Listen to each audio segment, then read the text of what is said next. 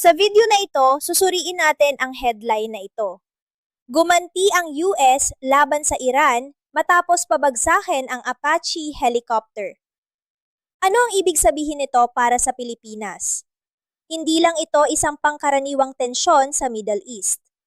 Hindi lang ito isang simpleng balita tungkol sa militar. Maaaring maging kwento ito na makakaapekto sa presyo ng gasolina sa inyong lugar. Maaaring maapektuhan ang presyo ng bigas at pagkain. Maaaring maapektuhan ang mga overseas Filipino workers. Maaaring maapektuhan ang mga shipping route at pandaigdigang kalakalan. Maaaring makaapekto pa ito sa mga pulisiya sa seguridad sa Indo-Pacific.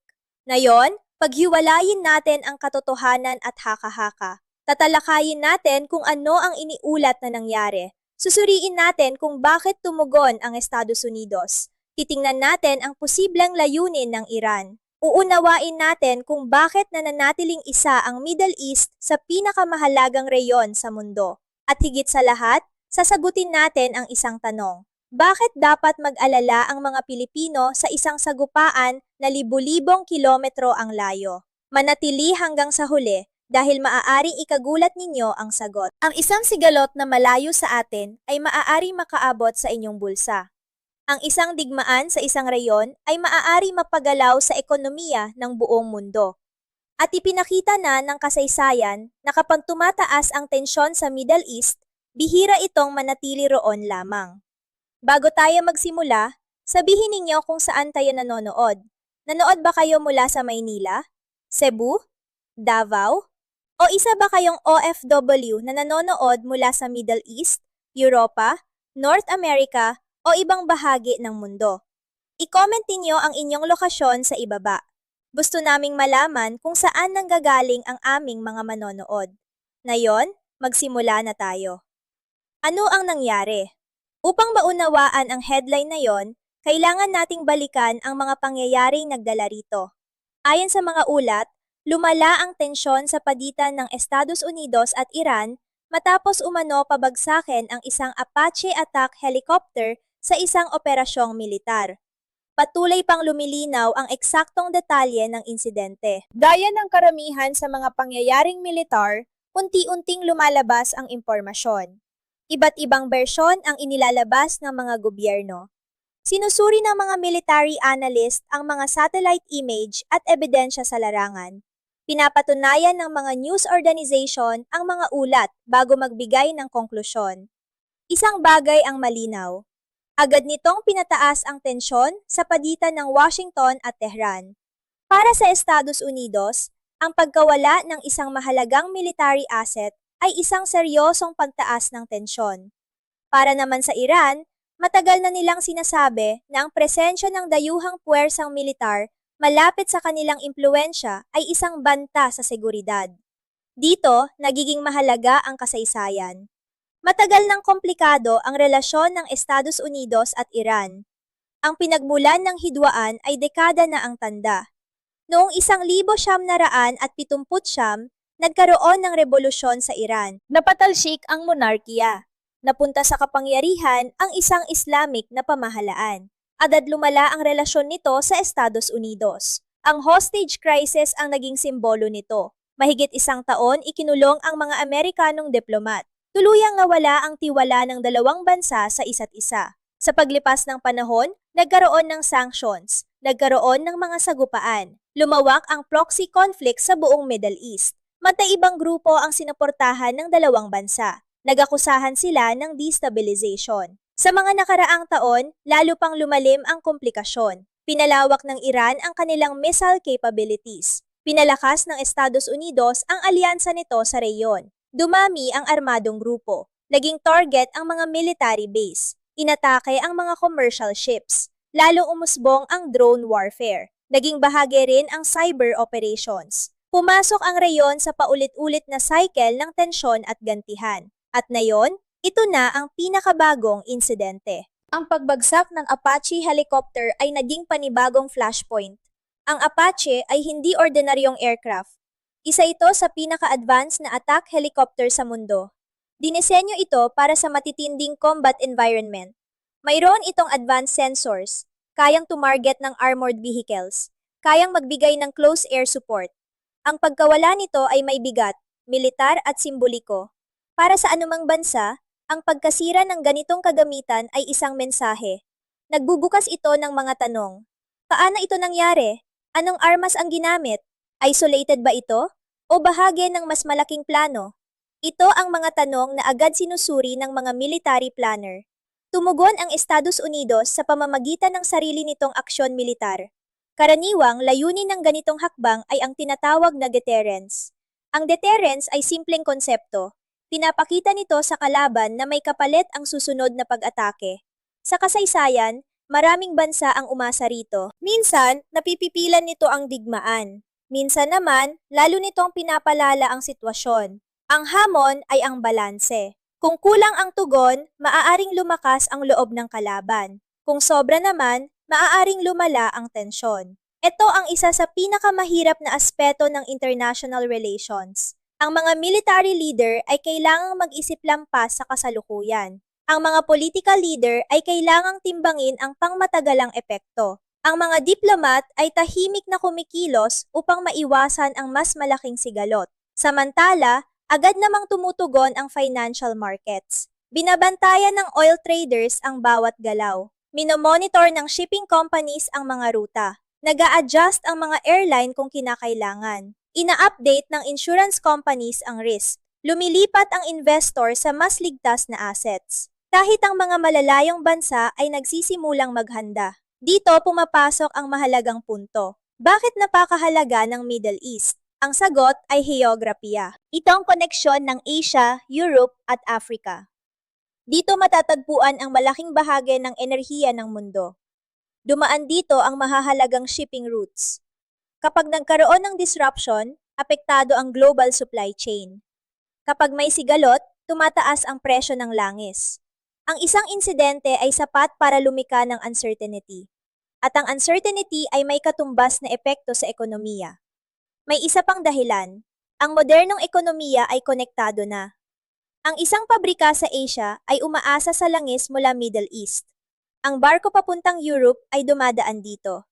Kapag tumaas ang shipping cost, nararamdaman ito ng consumers. Magkakaugnay na ang mundo. Ang isang pangyayari sa isang reyon ay may epekto sa iba. Kaya mahigpit itong binabantayan ng mga analyst. Hindi lang ito lokal na issue. Isa itong geopolitical event na may global impact. Sa puntong ito, marami ang nagtatanong. Lalaki ba ito bilang mas malaking digmaan? Ang totoo, walang nakakaalam. Ang kasaysayan ay nagpapakita na ang crisis ay maaaring humupa o lumala. Maaaring magtagumpay ang diplomasya, maaaring magkaroon ng maling kalkulasyon, maaaring piliin ng mga lider ang pagpipigil, o maaari nilang piliin ang konfrontasyon. Ang mga susunod na araw at linggo ay kritikal. Ngunit may isa pang mahalagang tanong. Ano ang layunin ng Estados Unidos sa kanilang tugon? Ano ang iniisip ng Iran? At paano ito makakaapekto sa karaniwang Pilipino? Yan ang tatalakayin natin sa susunod na bahagi. Dahil ang pag-unawa sa likod ng mga headline ay makakatulong upang maintindihan kung ano ang maaaring mangyari sa hinaharap. Bakit gumanti ang Estados Unidos? Ano ang sinusubukang makamit ng Iran? At bakit dapat magbigay pansin ang mga Pilipino? Ngayong naiintindihan na natin kung ano ang iniulat na nangyari, kailangan nating sagutin ang mas malaking tanong. Bakit mabilis tumugon ang Estados Unidos? Bakit handang sumugal ang Iran sa direktang komprontasyon? At bakit dapat mag-alala ang isang pamilyang nakaupo sa Maynila, Cebu, Davao o isang OFW na nagtatrabaho sa ibang bansa? Nagsisimula ang sagot sa isang simpleng katotohanan. Sa international politics, ang persepsyon ay kasing halaga ng realidad. Hindi pwedeng isipin ng isang bansa ang laban ngayon lamang. Kailangan itong isipin ang mensahe para bukas. Madalas sabihin ng mga military leader na ang lakas ay hindi lang tungkol sa panalo sa laban. Ang tunay na lakas ay ang pagpigil sa susunod na laban bago pa ito mangyari. Ito ang tinatawag na deterrence. Isa ito sa pinakamatandang estratehiya sa kasaysayan ng tao. Simple ang prinsipyo. Kung masyadong mataas ang kapalit ng pag-atake sa iyo, magdadalawang isip ang kalaban. Kaya gumagastos ang mga bansa ng bilyong dolyar para sa modernong militar. Kaya may mga alyansa. Kaya may mga military exercises. Kaya minsan ay matindi ang tugon ng mga gobyerno matapos ang isang pag-atake. Ang pagbagsak ng Apache helicopter ay hindi lang pagkawala ng mamahaling kagamitan. Isa itong hamon sa kredibilidad ng militar ng Amerika. Ang pag-atake sa military assets ay maaaring magpadala ng mapanganib na mensahe. Kung hindi ito sasagutin, maaaring magduda ang mga kaalyado. Maaaring maging mas agresibo ang mga kalaban. Maaaring maengganyo ang ibang armadong grupo. Ito ang dahilan kung bakit bahagi ng estratehiya ang pagganti. Hindi ito palaging tungkol sa paghihigante. Kadalasan, ito ay para ibalik ang deterrence. Gustong iparating ng Estados Unidos ang isang malinaw na mensahe. Ang pag-atake sa kanilang pwersa o interes ay may kapalit. Hindi lang iisa ang pinatutungkulan ng mensaheng ito. Para ito sa Iran, para ito sa mga armadong grupo sa reyon, para ito sa mga kaalyado ng Amerika, para rin ito sa mga kakompetensya sa buong mundo. Madalas ihambing ang international politics sa isang laro ng chess. Bawat galaw ay may maraming tumitingin. Bawat aksyon ay may ipinapakitang mensahe. Bawat tugon ay sinusuri. Ngunit may isa pang panig ang kwentong ito. Ano ang maaaring iniisip ng Iran? May sarili ring alalahanin sa seguridad ang Iran. Matagal nang sinasabi ng kanilang mga lider na ang presensya ng dayuhang pwersang militar malapit sa kanilang hangganan ay nagdudulot ng pressure sa kanilang seguridad. Sa pananaw ng Iran, ang impluwensya sa reyon ay nagpapalakas ng kanilang seguridad. Malaki ang kanilang investment sa missiles. Nakabuo sila ng drone technology. Nakipag-ugnayan sila sa iba't ibang grupo sa reyon. Nakatuon ang kanilang estratehiya sa pagkakaroon ng maraming layer ng depensa. Sa halip na umasa lang sa tradisyonal na hukbo, naghahanap sila ng strategic depth. Ginagawa nitong mas komplikado ang anumang operasyong militar laban sa kanila. Nauunawaan din ng Iran ang kahalagahan ng simbolismo. Ang tagumpay sa militar ay nagpapataas ng moral sa loob ng bansa. Ang pagtindig laban sa mas malalakas na bansa ay nagpapalakas ng pambansang imahe. Ang pagpapakita ng katatagan ay may epekto sa politika ng reyon. Sa geopolitics, mahalaga ang imahe, mahalaga ang kumpiyansa, mahalaga ang persepsyon. Dito nagiging delikado ang sitwasyon. Ang isang panig ay kumikilos para sa seguridad. Ang kabilang panig ay nakikita ito bilang banta. Gumaganti ang isa, sumasagot ang kabila. Ito ang tinatawag na security dilemma. Ang depensa ng isang bansa ay maaaring magmukhang pag-atake sa iba. Ang takot ay nagdudulot ng hinala. Ang hinala ay nagdudulot ng paghahanda sa militar. Ang paghahanda ay nagdudulot ng tensyon. At ang tensyon ay nagdaragdag ng pang-anib ng digmaan. Paulit-ulit nang nangyari ito sa kasaysayan. Minsan napipigilan ng diplomasya, minsan hindi. Kaya hinihikayat ng mga lider ng mundo ang pagpipigil sa panahon ng krisis. Isang pagkakamali lang ay maaaring magdulot ng mas malaking problema. Isang maling pagkaunawa ay maaaring magpalala ng sitwasyon. Isang aksidente ay maaaring magbunga ng hindi inaasahang resulta. Mas naging komplikado ito dahil sa modernong teknolohiya. Mas mabilis ang missiles, mas malayo ang naaabot ng drones. Kayang gambalain ng cyber attacks ang mahahalagang sistema. Sa loob ng ilang segundo, kumakalat ang impormasyon sa social media. Ang mga chismis ay maaaring makaapekto sa merkado. Ang maling balita ay maaaring magdulot ng panik. Napipilitan ang mga gobyerno na magdesisyon sa ilalim ng matinding pressure. Ngayon, itanong natin ang isa pang mahalagang tanong. Maaari ba itong lumaki bilang mas malaking digmaan? Karaniwang tinatalakay ng mga analyst ang ilang posibleng senaryo. Una, limitadong gantihan. Nagpapalitan ng aksyon ang magkabilang panig, ngunit walang gustong palakihin ang digmaan. Sa huli, bumababa ang tensyon sa pamamagitan ng diplomasya. Nangyari na ito dati. Ikalawa, matagal ang komprontasyon. Patuloy ang mga operasyong militar. Mas maraming bansa ang nadadamay. Nagiging delikado ang mga shipping routes. Nagiging hindi stable ang energy markets. Ikatlo, malawakang escalation. Mas maraming bansa ang direktang nasasangkot. lumalala ang epekto sa ekonomiya. Matindi ang reaksyon ng global markets. Sa kabutihang palad, napakamahal ng malawakang digmaan. Nakakaantala ito ng kalakalan. Nagdudulot ito ng humanitarian crisis. Nagpapataas ito ng uncertainty. Kaya maraming bansa ang umiiwas sa direktang komprontasyon. Patuloy ang diplomasya kahit may tensyon. May mga negosasyon na tahimik na nangyayari. May mga back-channel communication. May mga organisasyon na nagtutulak ng dialogo. May mga kaalyado na humihikayat ng pagpipigil. Kahit ang mga magkaribal ay naghahanap ng paraan upang maiwasan ang mas malaking sigalot. Ngayon, iugnay natin ito sa Pilipinas. Bakit ito mahalaga? Nagsisimula ang sagot sa enerhiya. Ang langis ang nagpapagalaw sa modernong mundo. Ang mga sasakyan ay nangangailangan ng gasolina. Ang mga barko ay nangangailangan ng fuel. Ang mga eroplano ay nangangailangan ng fuel. Ang mga pabrika ay nangangailangan ng enerhiya. Ang agrikultura ay umaasa sa transportasyon. Ang distribusyon ng pagkain ay umaasa sa logistics. Umaangkat ang Pilipinas ng malaking bahagi ng langis nito, kaya direktang naaapektuhan ang lokal na presyo ng gasolina.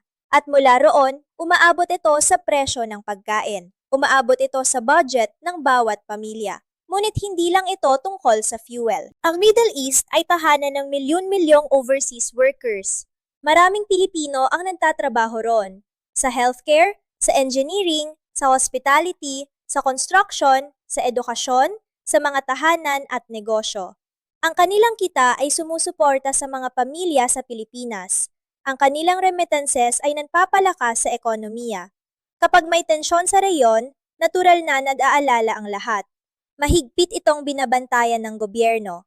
Handa ang mga embahada. May contingency plans. Ang kaligtasan ang laging inuuna. May isa pang mahalagang aspeto, ang global shipping. Maraming trade routes ang dumadaan sa Middle East. Kapag tumaas ang panganib, tumataas ang gastos. Tumataas ang insurance. Humahaba ang delivery time. Nararamdaman ito sa buong mundo. Ang Pilipinas ay umaasa sa trade. Import at export ay mahalaga, kaya mahalaga ang stable na shipping routes. Dito natin makikita ang katotohanan. Ang distansya ay hindi proteksyon. Ang isang sigalot sa malayong lugar ay maaaring makaapekto sa lokal na ekonomiya, sa investors, sa negosyo, sa consumers, sa bawat pamilya. At marahil ito ang pinakamahalagang aral. Magkakaugnay na ang mundo. Walang bansang ganap na hiwalay. Ang isang military incident ay maaaring maging economic issue. Ang energy crisis ay maaaring maging problema sa gastusin. Ang geopolitical conflict ay maaaring maging personal na concern. Kaya mahalagang maunawaan ang mga pangyayari sa mundo. Ang headlines ay simula lamang. Ang tunay na kwento ay nasa ilalim nito. At may isang mahalagang bahagi pa. Paano nito maaapektuhan ang Indo-Pacific? Magbabago ba ang estratehiya ng mga kaalyado ng Amerika? Mag-a-adjust ba ang China, Russia at iba pang malalaking bansa? Maaari ba nitong baguhin ang balanse ng kapangyarihan na direktang makakaapekto sa Pilipinas? Iyan ang susunod nating tatalakayin. Dahil ang susunod na bahagi ay hindi lang tungkol sa Middle East. Ito ay tungkol sa balanse ng kapangyarihan sa buong mundo at kung saan posibleng pumwesto ang Pilipinas sa nagbabagong larawan na iyon. Paano maaring maapektuhan ng crisis na ito ang Pilipinas? Ipinaliwanag ang laro ng makapangyarihang bansa. Sa ngayon, nasuri na natin ang iniulat na insidente ng Apache helicopter. Napag-usapan na natin kung bakit gumanti ang Estados Unidos. Tiningnan na rin natin ang mga estratehikong kalkulasyon ng Iran. Ngayon, narito ang pinakamahalagang tanong para sa maraming manonood. Ano ang ibig sabihin ng lahat ng ito para sa Pilipinas? Ang maikling sagot ay ito, mas malaki kaysa sa inaakala ng marami. Maaring libo-libong kilometro ang layo ng Pilipinas sa Middle East, ngunit hindi nangangahulugang hiwalay tayo. Sa mundo ngayon, magkakaugnay ang mga ekonomiya, magkakaugnay ang mga ruta ng kalakalan, magkakaugnay ang mga pamilihang pinansyal, magkakaugnay ang supply ng enerhiya, magkakaugnay ang mga estratehiya sa pambansang seguridad. Ang krisis sa isang reyon ay maaaring magpadala ng shockwave sa buong mundo. Para mas maunawaan ito, isipin ang ekonomiya ng mundo bilang isang napakalaking network. Ang bawat bansa ay konektado ng mga hindi nakikitang hibla. Dumadaloy ang langis sa isang hibla. Dumadaloy ang kalakalan sa isa pa. Dumadaloy ang shipping sa iba. Dumadaloy ang teknolohiya sa isa pa. Dumadaloy ang investment sa isa pa. Kapag ang isang mahalagang hibla ay nayayanig, nararamdaman ito ng buong network. Ito ang dahilan kung bakit binabantayan ng mga leader ng mundo ang Middle East. Ang unang koneksyon sa Pilipinas ay enerhiya. Kapag narinig ng marami ang salitang langis, gasolina agad ang naiisip. Ngunit halos lahat ng aspeto ng modernong buhay ay naaapektuhan nito. Ang jeepney sa kalsada ay gumagamit ng fuel. Ang bangkang pangisda ay gumagamit ng fuel. Ang truck na naghahatid ng gulay ay gumagamit ng fuel. Ang eroplano na may sakay na turista ay gumagamit ng fuel. Ang cargo ship na nagdadala ng imported goods ay gumagamit ng fuel. Ang mga pabrika ay nangangailangan ng enerhiya. Ang mga kadamitan sa konstruksyon ay nangangailangan ng enerhiya. Maging ang kuryente sa ilang lugar ay nakadepende sa oil products. Kapag tumataas ang presyo ng langis sa mundo, tumataas ang gasto sa transportasyon.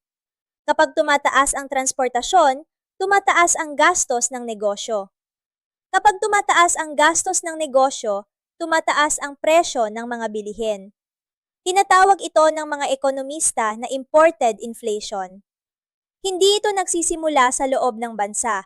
Nagsisimula ito sa pandaigdigang merkado. Pagkatapos, dumadaloy ito sa supply chains, hanggang sa maramdaman ito ng ordinaryong mamimili. Ito ang dahilan kung bakit mahalaga ang Middle East sa mga pamilyang Pilipino. Ang krisis militar ay maaaring maging problemang pang-ekonomiya. Ang alitang geopolitikal ay maaaring makaapekto sa presyo ng pagkain. Ang pagkaantala sa shipping ay maaaring magpataas ng presyo sa merkado. Ang malayong sigalot ay maaaring makaapekto sa pang-araw-araw na buhay. Ngunit hindi lang enerhiya ang usapin. May isa pang koneksyon, ang kalakalan. Umaasa ang Pilipinas sa international trade. May mga produktong inaangkat, may mga produktong iniluluwas. Dumarating ang raw material sa pamamagitan ng dagat. Umalis ang mga manufactured goods sa pamamagitan din ng dagat. Ang global shipping ang nagpapatakbo sa ekonomiya. Ang mga modernong cargo vessel ay bumabiyahe sa napakalalayong distansya. Marami sa kanila ang dumadaan sa mga kritikal na daanan sa dagat. Kapag tumaas ang panganib sa isang reyon, naapektuhan ang operasyon ng shipping. Tumataas ang insurance, nagbabago ang ruta, naantala ang delivery. Tumataas ang gastos. Binabantayan ito ng mga negosyo, ng mga importer, ng mga exporter, ng mga manufacturer, ng financial markets. Dahil may presyo ang uncertainty, ayaw ng merkado ang uncertainty. Ayaw ng investors ang uncertainty. Mas gusto ng negosyo ang stability. Nakikinabang ang consumer sa stable na supply chains. Ang susunod na koneksyon ay ang mga OFW. Milyon-milyong Pilipino ang nagtatrabaho sa iba't ibang bahagi ng mundo. Marami sa kanila ay nasa Middle East. Sila ay nagtatrabaho sa healthcare, nagpapalakas ng lokal na ekonomiya. Kapag tumataas ang tensyon sa rehiyon, mas nagiging alerto ang mga gobyerno. Mas aktibo ang embahada, mas pinaghahandaan ang emergency. Mas mahalaga ang komunikasyon. Laging inuuna ang kaligtasan. Sa kabutihang palad, kadalasang may contingency plans ang mga gobyerno bago pa man mangyari ang krisis. Ang paghahanda ang susi sa maayos na pag-respond. Ngunit may isa pang aspeto na madalas nakakaligtaan. Hindi lang ekonomiya ang koneksyon ng Pilipinas. May estratehikong koneksyon din. Ang Indo-Pacific ay isa sa pinakamahalagang reyon sa mundo ngayon. Binabantayan ito ng malalaking bansa. Dito dumadaan ang trade routes. Dito nakasalalay ang economic growth. Dito nakasalalay ang regional stability. Ang Estados Unidos ay isang Pacific power. Ang China ay isang Pacific power. May mahalagang papel ang Japan. Nakakatulong ang Australia sa seguridad. Palawak ng palawak ang impluensya ng India. Tinitimbang ng economic planners ang risk. Minomonitor ng diplomats ang alyansa. Nag-iisip ng pangmatagalan ang mga strategies. Dito pumapasok ang konsepto ng global credibility. Kapag tumutugon ang mga bansa sa krisis, maraming nakatingin. Ang mga kaalyado ay nag-oobserba. Ang mga kakompetensya ay nag-oobserba. Ang mga kaibigan ay nag-oobserba. Ang mga karibal ay nag-oobserba. Unti-unting nabubuo ang tiwala. Unti-unting lumalakas ang kumpiyansa. At bawat aksyon ay may epekto sa imahe. Mahalaga ring maunawaan ito ng Pilipinas. Ang kaalaman ay nagdudulot ng paghahanda. Ang paghahanda ay nagdudulot ng katatagan. Ang katatagan ay nagdudulot ng seguridad. Ngunit may isa pang mahalagang manlalaro, ang China. Marami nagtatanong kung makakaapekto ang krisis sa Middle East sa Indo-Pacific. Ang sagot ay oo, binabantayan ng malalaking bansa ang isa't isa. Ang krisis sa isang reyon ay maaaring makaapekto sa kalkulasyon sa iba. Ngunit hindi ito nangangahulugan na automatikong magkakaroon ng panibagong sigalot. Mas komplikado ang international politics. Mas pinipili ng mga bansa ang stability. Dahil ang stability ay sumusuporta sa ekonomiya. Ang digmaan ay magastos. Ang disruption ay mapanganib. Ang uncertainty ay nakakaapekto sa investment. At ang investment ay mahalaga sa pag-unlad. Kaya mahalaga ang diplomasya. Mahalaga ang komunikasyon. Marami ng aral ang kasaysayan. Ang oil shocks noong 1970s ay nakaapekto sa buong mundo. Ang mga sigalot ay nakaantala sa kalakalan. Ang mga merkado ay tumugon sa tensyon. Natuto ang mga bansa. Nag-diversify ng energy sources, pinatibay ang partnerships, pinahusay ang economic resilience, pinagbuti ang emergency planning. Natuto rin ang Pilipinas. Ang mga kalamidad ay nagturo ng paghahanda. Ang mga krisis sa ekonomiya ay nagtulak ng reforma. Ang international partnerships ay nagbukas ng oportunidad. Ang regional cooperation ay nagpalakas ng stability. Hindi tinatanggal ng paghahanda ang panganib. Ngunit pinapabuti nito ang pagtugon. At dito tayo sa mahalagang punto. Ang takot ay hindi estratehiya. Ang panik ay hindi estratehiya. Ang paghahanda ay estratehiya. Ang impormasyon ay estratehiya. Ang pag-unawa sa mundo ay nagbibigay ng kakayahang magdesisyon ng tama. Nakakatulong ito sa negosyo. Nakakatulong ito sa gobyerno. Nakakatulong ito sa komunidad. Bilang ordinaryong mamamayan, hindi natin kontrolado ang mga pangyayari sa mundo. Ngunit maaari natin itong maintindihan. Maiiwasan natin ang maling impormasyon. Makakapag-isip tayo ng kritikal. Lalong nagiging konektado ang mundo. Mahalaga pa rin ang hangganan. Ngunit ang ekonomiya at estratehiya ay tumatawid sa karagatan. Ang desisyon sa isang bansa ay maaaring makaapekto sa iba. Ang insidenteng militar ay maaaring maging problemang ekonomiya. Ang problemang ekonomiya ay maaaring maging problema ng pamilya. Ang matagumpay na diplomasya ay maaaring magdala ng kapayapaan. Ang isang kasunduan ay maaaring makaiwas sa digmaan. Ngunit may isang huling tanong. Saan patungo ang krisis na ito? Huhupa ba ito sa pamamagitan ng diplomasya? Magpapatuloy ba ang aksyon militar? Magiging stable ba ang energy markets? Maiiwasan ba ang malaking disruption sa global trade? At higit sa lahat, ano ang practical na aral para sa mga Pilipino? Sa huling bahagi, susuriin natin ang mga posibleng mangyari. Ang pinakamagandang senaryo, ang pinakamasamang senaryo, at ang pinakamalamang na mangyari ayon sa mga analyst. Magkita-kita tayo sa susunod na video.